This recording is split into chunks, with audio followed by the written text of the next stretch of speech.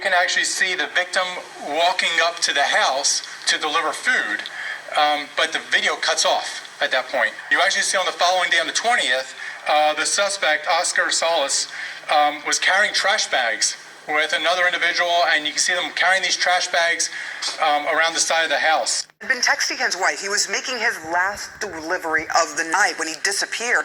Police tracked his GPS data to the suspect's home and found the victim's body in trash bags.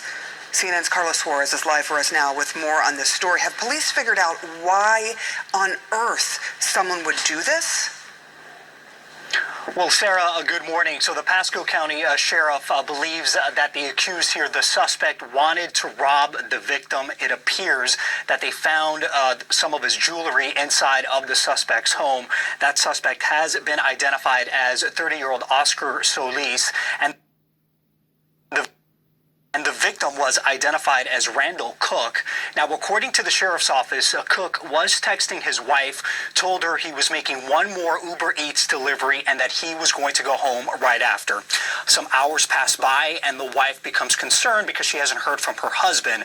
Now, according to investigators, she calls the sheriff's office, tells them that her husband is missing, and they make contact with Uber Eats. At some point, Uber Eats tells them this is the last place that we believe he was at.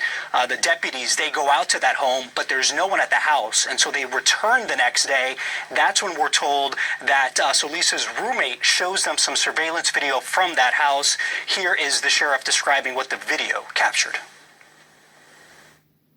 You can actually see the victim walking up to the house to deliver food, but the video cuts off at that point. You actually see on the following day, on the 20th, the suspect, Oscar Solis, was carrying trash bags with another individual, and you can see them carrying these trash bags around the side of the house.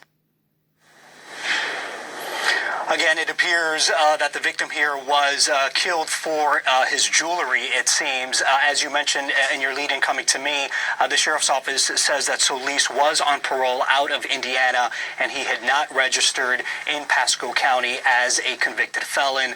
Pasco County is just north of Tampa. Man, we back with another crazy story out of Florida about this Uber Eats last ride to drop off a delivery before he go home and got killed, chopped up, dismembered, put in trash bags by an Indiana parolee, a double, triple felon that was part of an MS-13 gang that wasn't supposed to be out on these streets. They let him go.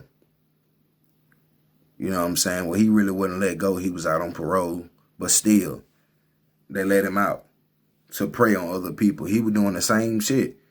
That man tried to rob him, they said. You know, Uber driver guy had a, couple rings on, his marriage ring, you know what I'm saying, different little stuff. So what I'm saying, what you trying to rob a Uber Eats person for, bro? You ain't gonna get a lot of money. It don't make sense. This another senseless crime that ain't had to happen. This don't make no sense. You know what I'm saying? Face tatted up. He got the 13 on his forehead. Like, come on, man. You gonna be back with the 13s. Locked down. See what I'm saying? And it's just like senseless crime. Why you do this, bro? Like, I don't care what you're a part of.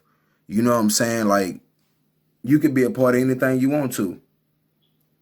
But at the end of the day, it's just like, don't kill innocent people. You know what I'm saying? Don't be, just running around killing innocent people, bro. That's when everything changed.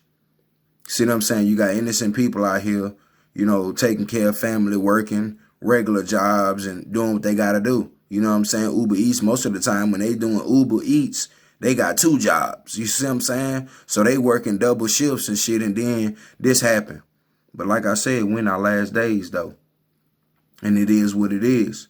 Only fact of is, when you doing Uber Eats, you doing anything, you got to go up to people, though. You don't know who on the other side of that, though. You don't know these people. See what I'm saying? It's different than just going to a regular job every day. Gas station jobs is just as worse, too, because people coming in and out, and at any moment you can get robbed. And it's the same as this situation.